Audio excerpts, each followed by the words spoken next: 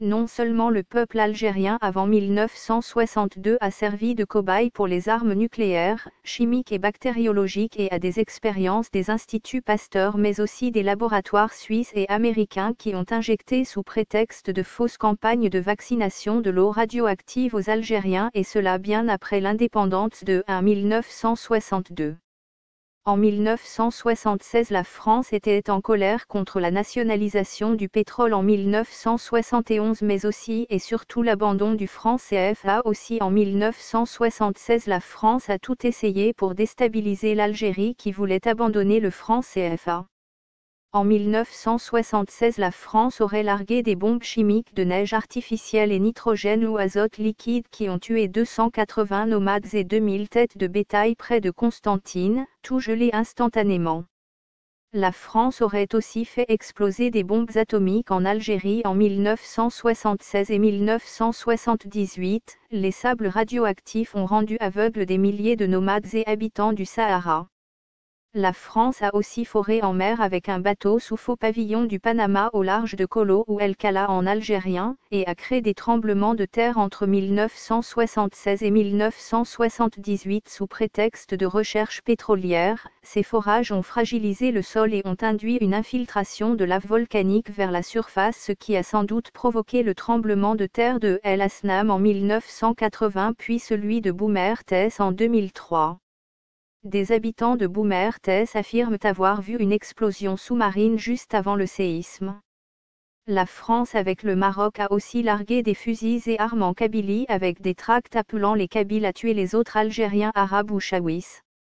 Des infirmiers militaires français se sont fait passer pour des médecins et infirmiers russes et ont organisé une fausse campagne de vaccination en Algérie pour injecter de l'eau radioactive aux Algériens dont parfois des bébés et des enfants en bas âge, une campagne qui n'était pas prévue par les carnets de santé. Les Suisses allemands ont aussi répandu des maladies infectieuses pour décimer le bétail algérien. En 1976, les Suisses ont répandu la myxomatose, un virus créé en Australie pour décimer les lapins et les lièvres et ont répandu une épidémie d'aphte avec du foin contaminé importé d'Allemagne et vendu à bas prix car contenant des clous torsadés pour mettre en faillite les éleveurs algériens.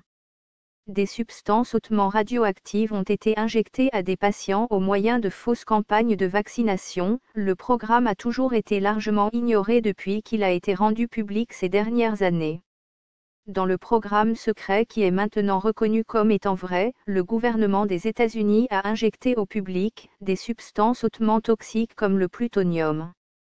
Cela ressemble à une conspiration terroriste ou nazie, mais les auteurs de ce crime sont en réalité des médecins travaillant pour le gouvernement des États-Unis. Faisant fi de la santé de citoyens innocents, les testeurs du gouvernement étaient impatients de voir à quel point les participants, sans le savoir, souffriraient des suites des injections. Les médecins ont testé les effets mortels de l'injection d'isotopes radioactifs sur les citoyens, dont des enfants en bas âge et même des bébés en parfaite bonne santé. Injecter de l'uranium, du thorium et plutonium à des patients non consentants.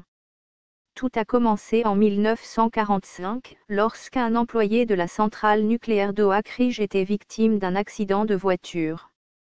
Ebcad a survécu, mais a été pris en tant que participant humain à une étude troublante à laquelle il n'a pas consenti. Il est important de noter que cet homme était un Afro-Américain de 53 ans, alors que les précédents procès du gouvernement avaient distingué des Afro-Américains et d'autres minorités.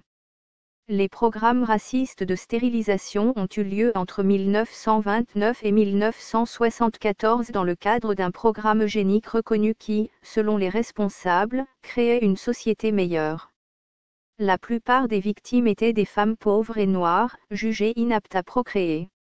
Des enfants âgés d'à peine 10 ans ont été stérilisés simplement pour mauvais comportement à l'école ou pour avoir laissé échapper une promiscuité sexuelle, et de nombreux parents ont été induits en erreur en stérilisant leurs enfants.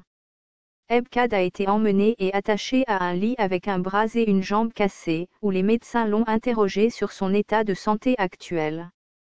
Après avoir déterminé qu'il était en bonne santé, les médecins lui ont secrètement injecté 4,7 microgrammes de plutonium le 10 avril. Nous ne savons toujours pas qui a commandité ce programme au sein du gouvernement américain, car ils ont réussi à se dissocier de tout ce programme néfaste. Au moment de l'injection, les scientifiques étaient parfaitement conscients des effets négatifs associés aux radiations. Avec l'augmentation des cancers et de la maladie des radiations comme l'altération de l'ADN sur les générations futures, ces scientifiques savaient exactement ce qu'ils faisaient. Leur but était de tester les effets des isotopes de plutonium sur des citoyens américains. Avant les tests sur CAD, les scientifiques ont injecté du plutonium aux animaux et ont noté des effets indésirables graves.